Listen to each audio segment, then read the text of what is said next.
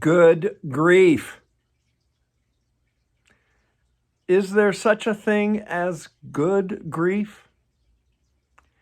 Good morning, and thank you for checking in for today's devotional message. I'm Andy Ross, one of the pastors at Northminster Presbyterian Church in Tucson. And I want us to think about grieving today. Death happens, and it rips at our hearts. And usually grief never feels good. In our schedule of readings today, where we've been following in our schedule the saga of this civil war between people associated with Absalom and Israel and the people associated with Jerusalem and King David. Absalom is David's son. And in our schedule of reading today from 2 Samuel 18, we come to the part where there is a battle scene. Absalom, as David's son, has become his rebelling enemy. And yet Absalom is killed in battle, caught in a tree, and then David's soldiers make sure he is finished. It's an emotional scene filled with a swirl of dynamics of battle, victory, defeat, and a father's son being killed, the son who was out to get the father.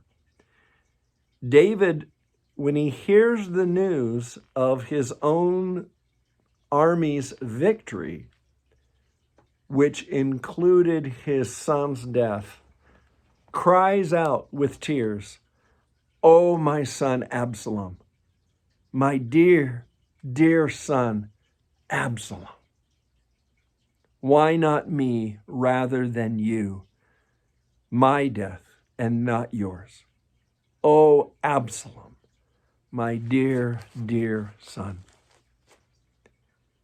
As a pastor, I encounter a number of folks grappling with the news of death. And we all, there's a number of things I want to say about grieving that I hope might help.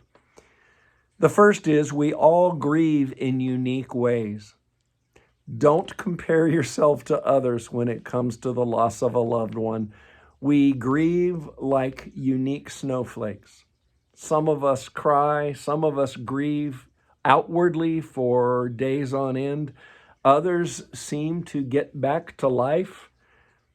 We all grieve in unique ways. And we all come out of grief in unique pathways that I hope enriches our own living with the impact and blessing of the memory of our loved one who has passed. In my office, you may have noticed it in the background for some of my videos, I have in my office a beloved little monument about my sister Valerie. The lyrics are to a song we sang together, and that's my sister Val. Oh, I miss her. She was the outgoing Ross. She was the party in a box. She exuded joy. And she lived her life, especially noticeable here in the years at Northminster when we were together. Oh, how she loved being a deacon, how she loved caring for people that she met in our congregation. She had a heart of love, and it just shone from her. And every day I miss her. Just miss her. There's a goneness to death that we just hate. Just hate. In today's Bible story, there's so many spiritual dynamics of disobedience, what David did, how it's a part of Absalom's loss, guilt, grief, love, and a broken heart. There's not much about life that is neat or easy. But friends, if you're struggling with grief or loss, I heartily encourage you to share your heart with someone who is with you now. Tell stories, reminisce. It's in caring and talking and being with others we love that helps us best keep moving forward after the loss of a loved one. Pray and open yourself to God. Immediately after a death, be very careful with any big decisions.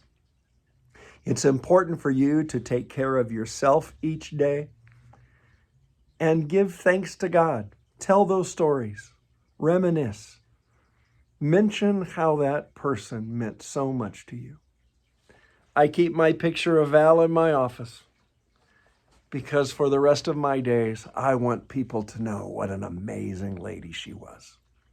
You've got someone like that. Someone on your own level, in your own way. Grief can be good if we open ourselves to God in prayer and to others in the bonds of love and mutual support. Lord's blessings be with you each day and through Christ's resurrection into his eternal peace.